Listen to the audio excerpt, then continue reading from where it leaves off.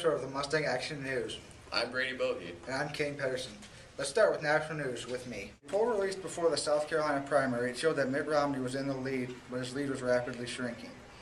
Romney's lead over Newt Gingrich was only 10% and only 17% over Rick Santorum.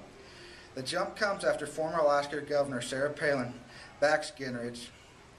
Right before the primary, Rick Perry dropped out of the race and supported Gingrich, while John Huntsman supported Romney. Gingrich would eventually go on to win the primary. Thanks, Kane. Now let's take it to Derek with world news. On January 13th, a cruise ship began to sink off the coast of a small island in the Mediterranean Sea. The cruise ship struck a rock, which created a large gap in the hull of the ship. The captain abandoned the ship before any safety procedures took place. He was taken to jail when he reached the shore, and he is now on house arrest. Out of the 4,200 people on the ship, 15 are dead and 17 are still missing. Back to you.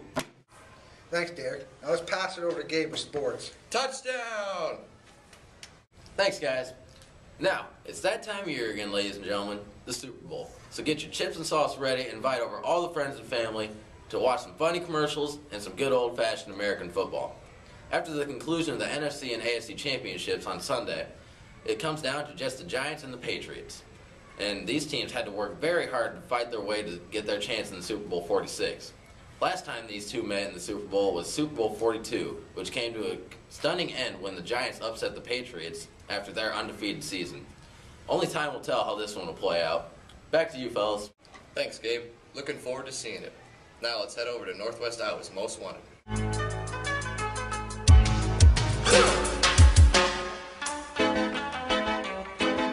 Bad boys, what you want, what you want, what you gonna do when Sheriff John Brown come for you? Early Iowa doesn't seem like the place we'd be talking about until a bank was robbed by an unknown culprit. The man walked out of the bank with an undisclosed amount of money. He was seen wearing a hooded sweatshirt, sunglasses, and a beanie cap over his head. Derek Walterman has drawn his own description of what he thinks the guy may look like. Anyone with information is expected to call the Sac City Sheriff Department at 712-662-7127. If they have any additional information, they're expected to call the FBI at 402-493-8688. Back to you guys. Good job, Brady. Now let's go over the newest Grind My Gears with Sean Allen Thompson. Welcome to the newest edition of What Grinds My Gears, with me, Sean Allen Thompson. Now today we'll be discussing the controversial SOPA. This standard for Stop Online Piracy Act.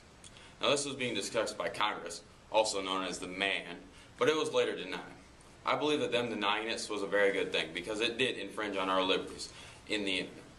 Now, the thing that really grinded my gears about this is that they could actually consider this to even be a law. That it infringed on our liberties so much, whew, that's what grinds my gears. Back over to you, boys. Good job, Sean. That really grinds my gears too. Now let's take it to Kayla with a movie review of the movie Frozen.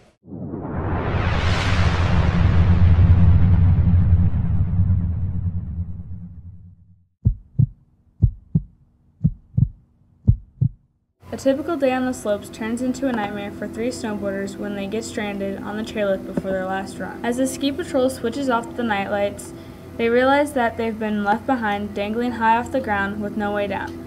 With the resort closed until the following weekend and frostbite and hypothermia already setting in, they are forced to take desperate measures to escape off the mountain before they freeze to death. Once they make their move, they discover with horror that they have much more to fear than just the frigid cold. As they come upon unexpected obstacles, they start to question if their will to survive is strong enough to overcome the worst ways to die. A little chilly in here after that movie review. And now let's check out our Mustang moment of the week.